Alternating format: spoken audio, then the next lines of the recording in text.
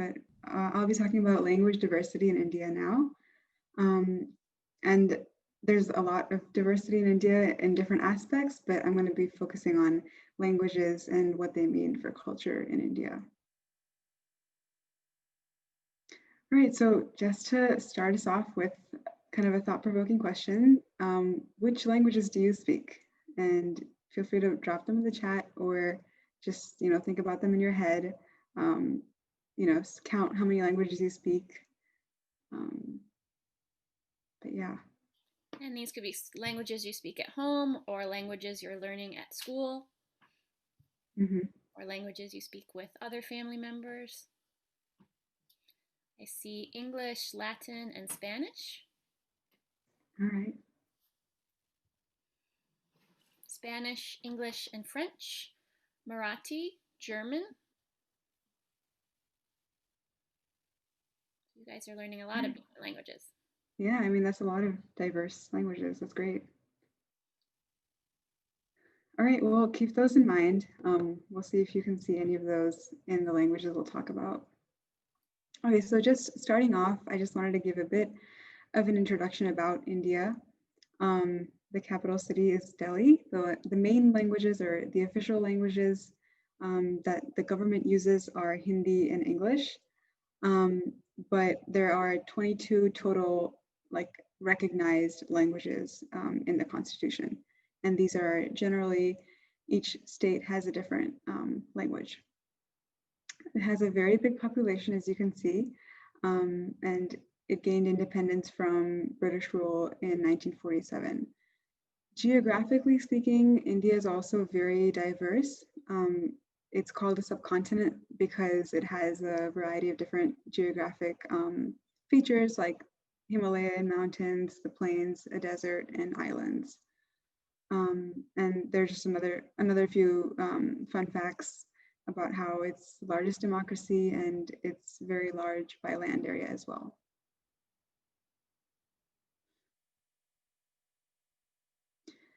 So looking more into the languages that are spoken in India, the map on the left kind of shows you the division of the main languages spoken in different areas. So you can see that the bright red portion in the middle, there's a lot of Hindi spoken in the central Indian area. But then when you go further south, you see that there are different languages like Gujarati, Marathi, Telugu, Kannada, Tamil, and others. This kind of shows you that there's a lot of people in the kind of the central part of India that speak Hindi, which is why it's one of the official languages used by the government. But a lot of people in southern India don't usually speak Hindi. And for this reason, English is also an official language recognized by the government. So all official communication happens in both languages, English and Hindi.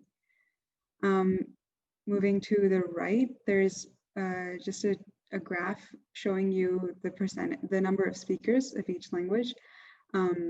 Huge numbers because India has a very large population, but again, Hindi is spoken by the most people, followed by Bengali, Telugu, and Marathi.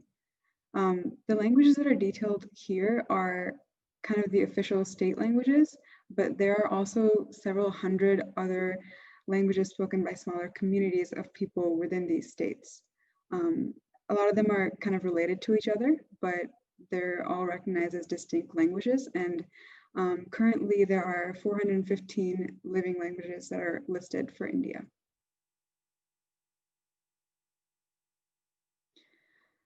So diving a little bit into the cultural aspect of language, Sanskrit is really important language when it relates to Indian culture, especially relating to Hinduism and kind of ancient texts. A lot of the ancient texts and chants and hymns in the Vedas, they're all in Sanskrit. So Sanskrit is a language that's been preserved for many years, and it's very important to the culture of many Indians. On the left, there's a quote, a very long quote by Sir William Jones in 1786. And I won't read it to you, but he's basically talking about how Sanskrit is a very ancient language with kind of a very well-defined set of grammar and well-defined structure. And it also shows a lot of similarities to languages like Latin and Greek. And that indicates that maybe they were all derived from a single common source, which might not exist now, but it might have existed in the past. So on the bottom, you see the table with some Sanskrit words, which are compared to English and Latin words. And I put that there because it's really intriguing how similar some of the words are. So for example, for the word mother or mater in Latin, there's an equivalent called mater, which all of those mean mother. Similarly, for father, there's pitar in Sanskrit, which is similar to pater in Latin. In Sanskrit, the word for no is na. Similarly, the word for door is dvar, and the word for time is kal, which is similar to calendar. So these are just a few examples, but they show that these languages might have come from a similar source. And then finally, on the right top corner, there was a picture of the alphabet. Sorry. Yeah, that's just showing the script of Sanskrit. And my final slide is relating to what language and language instruction looks like today in India. Obviously, with having different languages for each state, there's a lot of variety and a lot of diversity in how language is taught in the classroom. Now, in recent times, there's been an increase in English medium schools, so schools that teach entirely in English.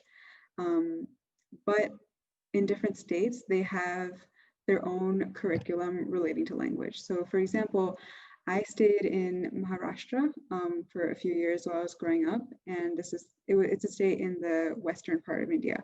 And in that place, Marathi is spoken primarily, so Marathi is a local language.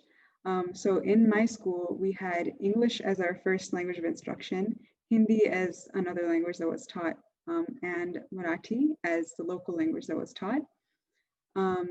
So when you look at like schools around India, mostly English and Hindi are either mandatorily taught or they're primarily taught, but you can also see local languages like in Maharashtra, Marathi would be taught.